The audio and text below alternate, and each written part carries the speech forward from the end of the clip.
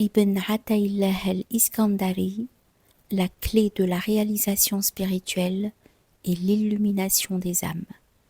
Chapitre 12 sur les bienfaits des invocations utilisées par le novice cheminant sur la voie.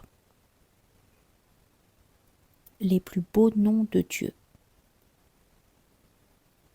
Sache que les plus beaux noms de Dieu, el-Asma al-Husna, sont un remède pour les maux du cœur et pour les maladies de ceux qui cheminent vers la divine présence du connaissant du monde invisible. On ne doit pas administrer n'importe quel remède pour guérir une maladie. Pour chacune est approprié un nom précis. Par exemple, celui qui donne, el-Mu'ti, est bénéfique pour une maladie particulière du cœur. Un nom qui ne convient pas à cette situation n'est pas prescrit, et ainsi de suite. La règle est la suivante. Quiconque utilise une invocation, et cette invocation est dotée d'une signification intelligible, l'influence de cette signification s'attache à son cœur, suivie par celle de toutes ses significations corollaires, et ce jusqu'à ce que l'invocateur soit caractérisé par ses qualités. Cela vaut, sauf si le nom est un des noms de la vengeance. Dans ce cas, la crainte s'empare du cœur de celui qui invoque, et si l'inspiration lui vient, elle provient du monde de la majesté, El-Jalal. Son nom, exalté soit-il, le véridique, Es-Satir. L'invocation de ce nom confère à celui qui est voilé la véracité, sidr, de la langue. Sur le soufi adhérent, la véracité du cœur, et sur le gnostique, la réalisation.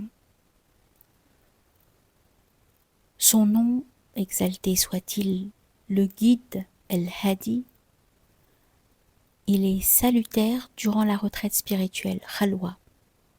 Il est bénéfique dans le combat contre la dispersion et la distraction, et il les élimine. À celui qui recherche l'aide de Dieu, mais ne voit pas venir les signes visibles de son assistance, il faut faire savoir que ce qui lui est réclamé, c'est la demande continuelle de son secours. Son nom, exalté soit-il, celui qui ressuscite, El-Ba'ith. Les oublieux invoquent ce nom, mais ceux qui sont parvenus à l'extinction, Fana, ne l'invoquent pas. Son nom, exalté soit-il, l'indulgent, El-Afou, est approprié à l'invocation des gens du commun, car il les améliore. Mais son invocation n'est pas la préoccupation des voyageurs sur la voie de Dieu, car le rappel des péchés y est implicite. L'invocation des initiés, El-Qawm, ne contient ni le rappel des péchés, ni d'ailleurs le rappel des bonnes actions. Cependant, lorsque les gens du commun invoquent ce nom, il améliore leur état spirituel. Son nom, exalté soit-il, le protecteur, El-Maoula. Il est le vainqueur et le maître. Seuls les serviteurs possédant une affinité particulière avec ce nom l'invoquent. S'il est invoqué par d'autres qui sont spirituellement au-dessus de cela, il a une signification différente. Son nom, exalté soit-il, celui qui fait exceller El-Muhsin, il s'approprie aux croyants en général lorsqu'ils désirent atteindre la station de la confiance en Dieu. Invoquer ce nom nécessite une certaine intimité avec Dieu et accélère le discernement intérieur. Pour le novice, ce nom traite aussi l'effroi lié à la crainte révérentielle du monde de la majesté, Jalal. Son nom, exalté soit-il, le très savant, l'omniscient, Al-Alam. L'invocation de ce nom éveille de la torpeur de l'oubli et rend le cœur présent au Seigneur. Il enseigne la bonne conduite accompagnée de vigilance. Parmi les dévots de la beauté, El-Jamel, Ce nom confère sur le cœur l'intimité, el-Uns, avec Dieu. Parmi les dévots du monde de la majesté, el-Jalal, ce nom renouvelle dans le cœur la crainte révérentielle. Son nom, exalté soit-il, le tout pardonnant, el-Ghafour, il est donné à la plupart des disciples qui redoutent la punition du péché. Cependant, pour ceux qui sont dignes de la présence divine, ce souvenir du pardon des péchés crée une aliénation intérieure. De la même manière, le souvenir de nos bonnes actions peut créer un manque d'égard et peut générer dans l'âme l'idée que le disciple fait une faveur à Dieu que de l'obéir ou de se souvenir des dégâts de ses mauvaises actions. Son nom, exalté soit-il, le très ferme, el-Matin, ferme a aussi pour sens dur. Ce nom est nuisible à ceux qui sont retirés du monde, khalwa. Il est toutefois bénéfique pour ceux qui se moquent de la religion car, pendant la durée de l'invocation, ils retournent à la soumission et à l'obéissance à Dieu. Son nom, exalté soit-il, le suffisant absolu, el-Ghani. Invoquer ce nom est bénéfique pour ceux qui cherchent à se détacher des choses du monde, mais qui sont incapables de le faire seuls. Son nom, exalté soit-il, celui qui demande des comptes, el-Hasib. Si celui qui invoque ce nom est trop préoccupé de ce qu'il lui faut gagner pour vivre, il émerge de ses soucis vers le détachement grâce au contentement envers el-Hasib, le suffisant, el-Kafi. Son nom, exalté soit-il, le nourricier, el-Muqit. Invoquer ce nom aide à se désengager des soucis occasionnés par le devoir de gagner sa vie et accorde la confiance en Dieu. Son nom, exalté soit-il, le possesseur de la majesté, Dhul Jalal. Il est bon pendant la retraite pour ceux qui l'oublient. Son nom, exalté soit-il, le créateur, el-Khaliq. Il fait partie des noms invoqués par ceux qui détiennent la station de la dévotion religieuse ibada, car il contient à la fois la connaissance bénéfique et l'action pieuse. Il ne convient pas qu'il soit enseigné à ceux qui n'ont qu'une réceptivité à sens unique, car il les éloigne de la glose et les attire vers les spéculations mentales. Son nom, exalté soit-il, le formateur, el-Musawwir.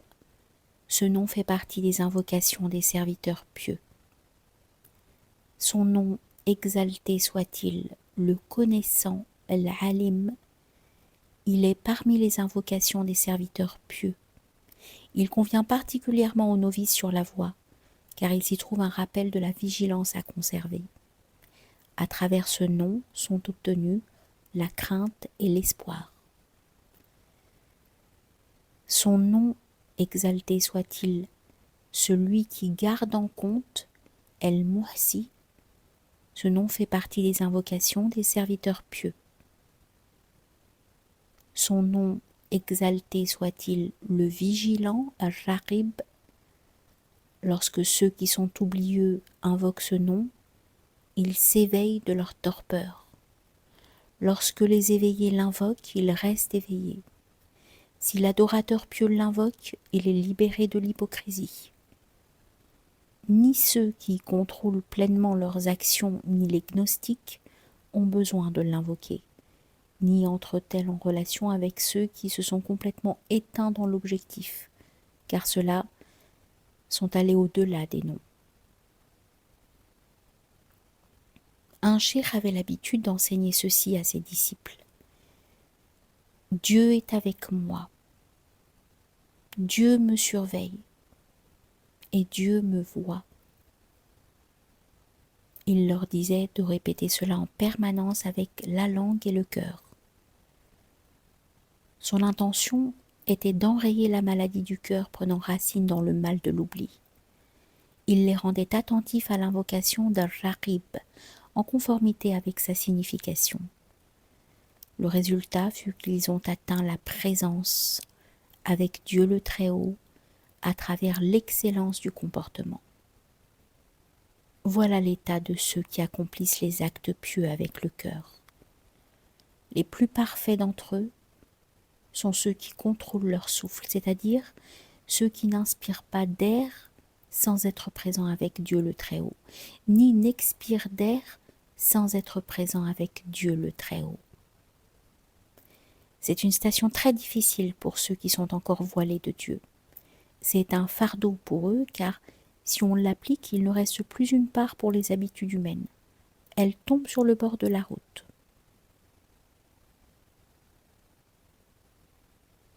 Son nom, exalté soit-il, le digne de confiance, El-Wafi, c'est l'invocation de ceux qui sont à mi-chemin sur la voie.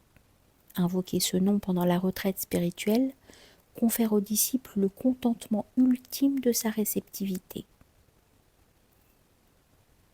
Son nom, exalté soit-il, le reconnaissant, Shakir, cela signifie celui qui fait preuve de reconnaissance à son serviteur pieux pour son acte. Invoquer ce nom confère la station d'amour, si ce sont des soufis, la station d'extinction si ce sont des gnostiques, et la station de la polarité, Qutbiyya, et de l'éminence s'ils sont de ceux qui sont parvenus au but. Il s'agit d'une présence sainte, entourée d'intimité avec Dieu, dont la portée en retraite spirituelle est très effective. Son nom, exalté soit-il, le très glorieux, El-Majid, il n'est pas utilisé lors de la retraite par les novices, tandis qu'il incombe aux intermédiaires de l'invoquer lorsque la vérité se manifeste à eux et descend au niveau de la présence des limitations, taqyid. Véritablement, invoquer El-Majid abolit toutes les formes. Son nom, exalté soit-il, le bien-aimant, El-Wadoud, il est aimant envers toute sa création. Les adeptes qui l'invoquent atteignent l'intimité et l'amour. Son nom, exalté soit-il, le bienfaiteur, El-Mannan, l'invocation de son nom lors de la retraite est très bénéfique pour celui qui veut se défaire des plaisirs de l'ego, mais il est nuisible à celui pour qui persistent les désirs du soi. Son nom, exalté soit-il, l'affectueux, El-Hannan, l'invocation de ce nom en retraite fortifie l'intimité jusqu'à ce qu'il amène le disciple vers l'amour. Son nom, exalté soit-il, le bon, El-Barr, il donne l'intimité et accélère en partie la perception intérieure partielle, mais ne donne pas l'union. Son nom, exalté soit-il, l'extérieur, l'apparent, Zahir, il est bénéfique d'invoquer ce nom lors d'un voyage très éprouvant.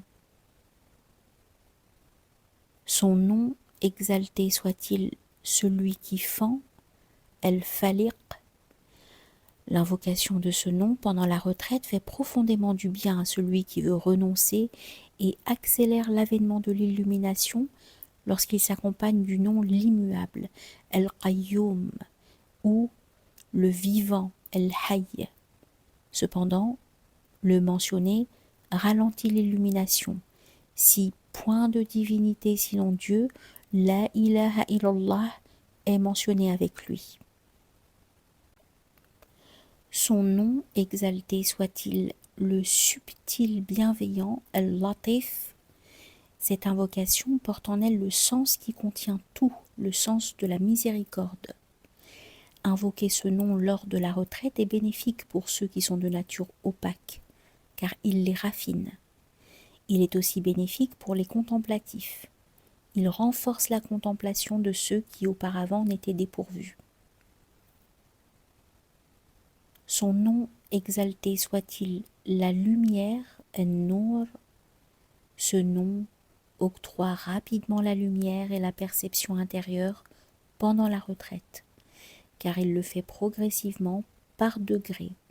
Il est rare qu'il donne l'illumination absolue. Son nom exalté soit-il l'héritier, El-Warith.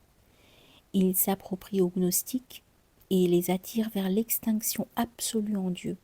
C'est la station terminale de la voie. Son nom exalté soit-il celui qui donne, El-Mu'ti. De tous les noms invoqués en retraite, c'est probablement lui qui offrira l'illumination, bien qu'il soit faible. Son nom exalté soit-il le supérieur, El-Faïq. Les gnostiques l'invoquent mais pas le novice. Son nom exalté soit-il le très reconnaissant, El-Shakur. Invoquer ce nom est une caractéristique de l'élite qui a atteint l'union. Son nom exalté soit-il le Tout-Puissant, Dhu Tawl. Parmi les grâces de Dieu, il y a la soumission, Islam, puis la foi, Iman, puis la vertu, Ihsan, puis la paix, puis la droiture, puis l'affranchissement de la conduite, puis la gnose, puis la compréhension, puis la réalisation par degrés, et puis la fonction de lieutenance, Khilafa. Cette invocation accélère l'illumination, tout comme ses noms, celui qui ne cesse d'ouvrir, El-Fattah, et le premier, El-Awwal. Son nom exalté soit-il le contraignant, El-Jabbar, le réducteur. Il est prescrit en retraite si quelqu'un est pris d'un état spirituel et qu'on a peur que la dilatation, dont la source irradie du nom, celui qui dilate el-Basit, le submerge. Lorsqu'un disciple dont la substance est mêlée à la dilatation invoque ce nom, la contraction, qabd, vient sur lui, et ainsi il se rééquilibre sur la voie.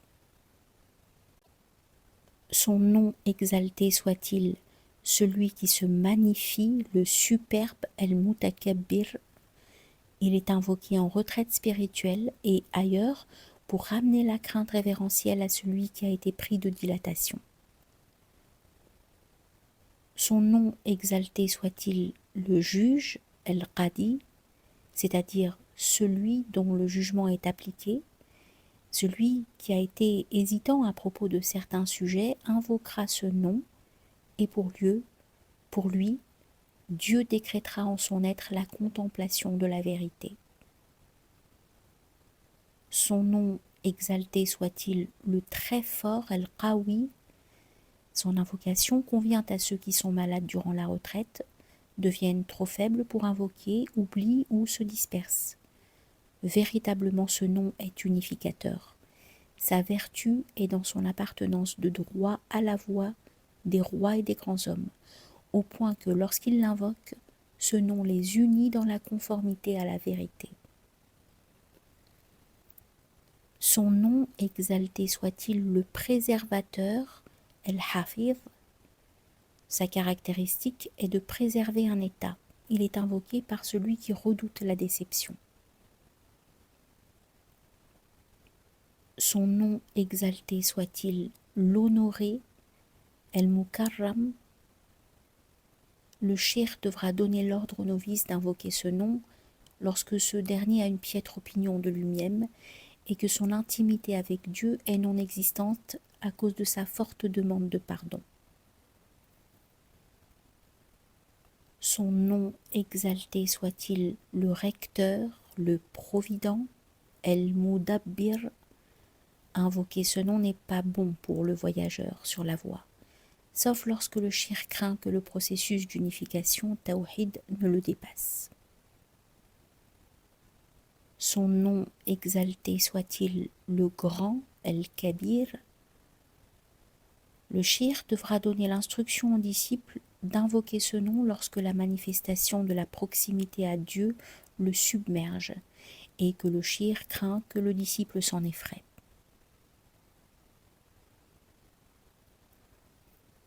Son nom exalté soit-il l'exalté, El-Mutahali, tout comme le nom le grand, il est bénéfique pour celui qui est submergé par la proximité à Dieu et qui n'est plus en lui-même.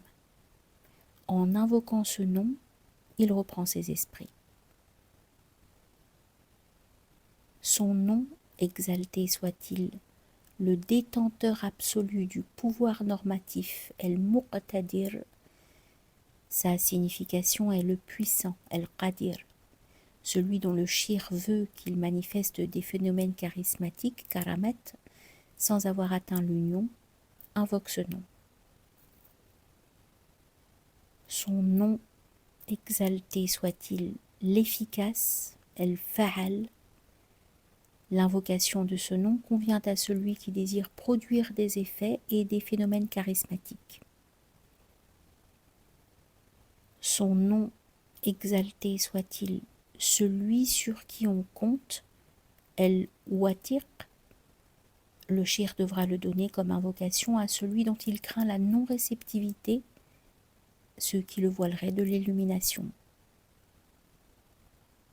Son nom, exalté soit-il, celui qui réintègre, El-Mouhid, le shir devra l'attribuer au disciple qu'il veut voiler lorsqu'il craint que l'illumination ne le rende déséquilibré. Son nom, exalté soit-il, l'antérieur, El-Muqaddim, le shir devra l'attribuer à ceux qui se détournent de la sagesse du sage. Ainsi, l'invocation le ramène vers lui. Son nom, exalté soit-il, l'intérieur, El-Batin, ce nom est invoqué par celui qui est submergé par l'illumination extérieure et pour qui est redoutée la confusion mentale. Le shir devra le donner à celui qui a été pris d'un sentiment de proximité à Dieu au point où il pourrait se déséquilibrer. Son nom, exalté soit-il, l'infiniment saint, El-Quddus, le shir devra donner l'ordre que ce nom soit invoqué en retraite par ceux qui sont enclins au doute des anthropomorphistes, qui comparent des choses à Dieu ou qui ont une croyance avoisinante. Qu'il profite de ce nom en l'invoquant beaucoup. Cependant, le shir ne devra pas l'assigner à d'autres, surtout ceux dont la croyance est ash'ari, car elle leur rendrait l'illumination impossible. À la place de ce nom, le shir devra leur donner les noms le proche, El-Qarib, le vigilant, El-Raqib, le bien-aimant, El-Wadoud, et les noms semblables à ceux-ci. Son nom, exalté soit-il, l'examinateur, El-Mumtahin, les shirs utilisent sa signification. Elle rend leurs disciples aptes à être guidés. Ainsi le shir peut éprouver ses disciples et leurs dispositions afin de savoir de quelle manière ils doivent procéder avec ceux-ci vers Dieu le Très-Haut. Mais ils ne doivent pas donner ce nom en retraite, sauf à quelqu'un qui a souffert d'une infortune, afin qu'il se rappelle son Seigneur.